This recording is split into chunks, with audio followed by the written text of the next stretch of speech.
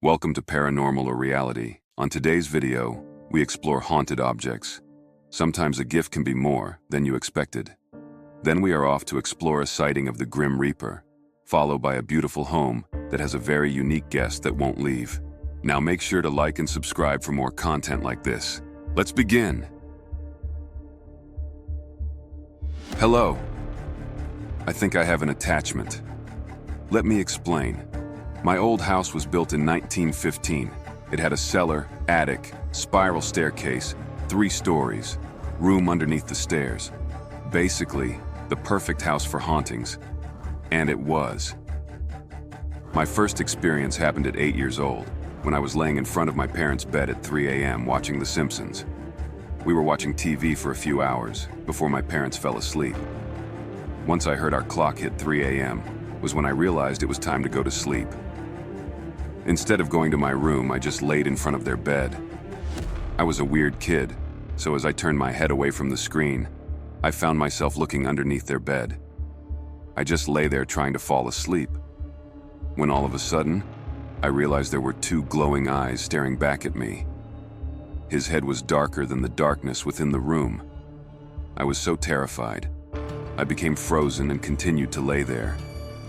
Being 8 years old, I thought if I looked away, it was going to get me, so I just stared it down. Then eventually I got too scared, so faced my head into the pillow. I don't know how to say this, but 5 minutes after I placed my face into the pillow, I felt hands around my waist. They were twice the size of my hands. At that time, I felt myself being lifted up. My body was still frozen, so I just kept my eyes closed. But I felt my hair cover my face. I was levitated right there in front of my sleepy parents. This thing actually picked me up. My religious household would call it a demon. It screamed at me in a deep voice. I couldn't make out what it was saying. Many of you will laugh, but it really did happen to me. After it screamed for a few seconds, it instantly stops, and I fell back onto the floor. My nose felt sore after face slamming into my pillow. I ran upstairs to the living room and just cried. For reference of the layout of this house, the main story had my bedroom, but my bedroom had a spiral staircase that led to my parents' room underneath it. Their room was the lowest point of the house, with the cellar being right outside their room. Then I went to bed in the living room. The next day I went to school. When I got home, I told my parents what happened. My dad tried to play it off like it was my imagination, but my nose was sore still, and my red face, after being dropped face flat onto the floor, said otherwise. My mom, on the other hand, was concerned. I looked up slimier hauntings online. I didn't find any information about any other encounters. I said it might have attached itself to me. Basically, I moved to my current house when I turned 10 years old, so this story takes place around the age of 12. You may be wondering how old I am currently, so let's just say I'm entering high school. Regardless, let me explain my second experience with the same ghost. Shortly after moving into my house, I was up watching YouTube on my computer. It was midnight this time, when all of a sudden, I heard this banging on my bedroom door, like a full-on door slamming. My door handle was rattling and everything. Then in the same screaming, deep, devilish voice, it screams, "Let me in, please let me in." Of course, just like last time, it immediately stops banging and screaming after the last word. I go to check my door, and it was unlocked the whole time. I opened my door to check outside my room to see if my family did it. My sister was in the living room. When I asked, she said she didn't hear a thing. So, this ghost is targeting me. It seems to happen shortly after I move into new places. Also, since that happened, I would hear plates crashing in the middle of the night, even though nothing was happening. There have been several cases of me being woken up to a woman whispering "hi" in my ear. I feel very in tune with the paranormal because of these experiences. I'm still not sure if I have an attachment, but I'm positive something is happening to me. When I was around 7 or 8 years old, my family moved to a new house. We had to move because my dad was renovating our old one, so we had to stay at this new place for the time being. The new house was located close to the main hospital, and within the housing area was a graveyard, an old one, might I add. The new house we were staying in used to belong to a small family, and for some reason, they reluctantly sold it to my dad. This will play into what happens later on when we moved in. Weird things started happening during the first few nights of staying in that house. We could hear all kinds of noises like random knocks on the doors, especially the kitchen door. Now to explain a little about the layout, this was a semi-detached house. The kitchen was at the back overlooking a jungle. The whole area used to be a swamp before it was turned into a residential plot. Because of this, the jungle part of it was thick with a lot of banana trees. So every time you went to the kitchen sink, you would face the jungle area. But at night, this was very creepy.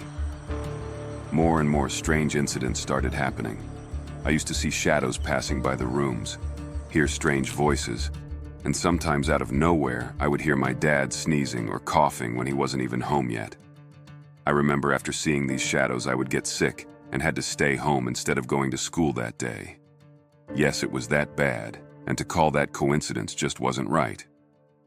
One time when we had some family friends staying over, one of them and me were on our bikes, while the rest of the family was in the house just hanging out, playing video games. It was about 7 p.m. when we were told by our moms to come back into the house, but we just ignored them and continued playing on our bikes. We dared to ignore their request due to the fact that my dad was out of town at the time.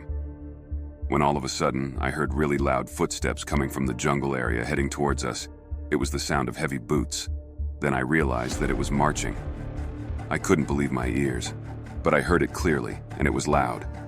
It sounded like a platoon of soldiers since their movements were in sync. I froze for a few seconds, but when I snapped out of it, I screamed at the top of my lungs, telling my friend to run to the main door and get inside. We threw our bikes on the floor and ran for our lives. When we got to the door, it wouldn't budge, so we screamed for them to open it up. It felt like hours waiting for them to let us in. I could hear the marching getting closer and closer. Then all of a sudden, the door opened. We flew inside the house and locked it behind us. We were all frantic at this point. Then our moms emerged from the bedroom and asked was what going on. We explained the whole encounter, and all of us got a shiver down our spines. The hairs on our arms were standing. I felt that the spirits were still present outside. Being devout Christians, our mom started praying, then decided to go outside to the back of the kitchen to see what was scaring all of us. I must have looked pale as a sheet of paper because my sisters stopped playing video games and came over to hug me. About 10 minutes passed by when our moms came back to the living room with us. They were visibly freaked out as well, so for the rest of the night we all slept in one room. Many other strange things happened there. My sister also had a weird experience one time when she was watching TV. She heard someone knock on the front door. When she opened it, she saw my next-door neighbor, who was always hanging out with me. But when she looked inside the house looking for me and looked back, he was gone. It all happened in a matter of seconds, so it was impossible for my neighbor to have walked away that fast. My parents found weird things around the house. I can't recall what it was, but it was tied up inside some sort of cloth. When we asked the church members, they said that it could be some kind of cursed object to haunt us and make us leave the house. Eventually, we did move out from that place. Thank God, nothing followed us. I believe it was put there by the previous tenants, since they were so unhappy that they had to move out. But the thing that puzzles me the most is, why sell the house if you don't want us living in there? Also, why plant a curse in the house? Till this day, I can't wrap my head around it, but I'm glad that we moved. When I was a kid, about 7 years old, I remember my sister and I were playing at some playground park. It was around 8 p.m. My mom used to love to go out with her friend to random places to gossip. As the night wore on, I noticed something dark with a cloak immersing out of complete darkness.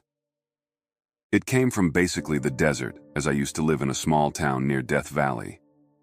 As I was studying it, it looked and moved just like the Reaper. It even had the same satchel. It didn't seem to be interested in me or anyone. The shadow just walked in a straight line, almost floating. I told my sister, and we ran away. That was the first time I seen this being. The second time I saw it was when I moved with my father, far away from any desert.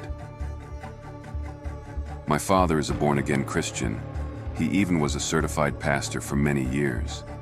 He had his own church. Well, one day, I remember him.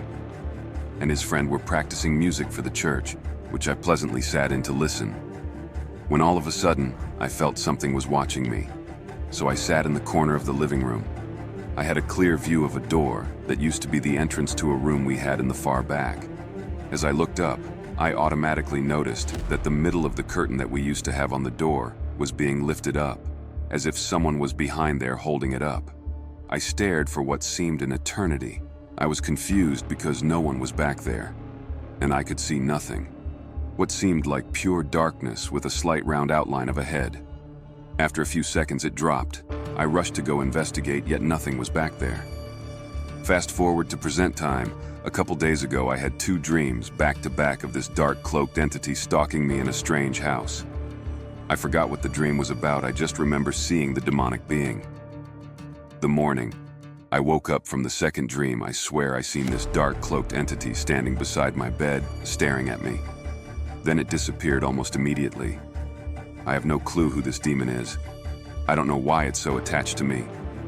Obviously following me since I was a child until now. I don't know what its purpose is. I'm just very confused. I would like to know if anybody out there has ever encountered this dark cloaked spirit.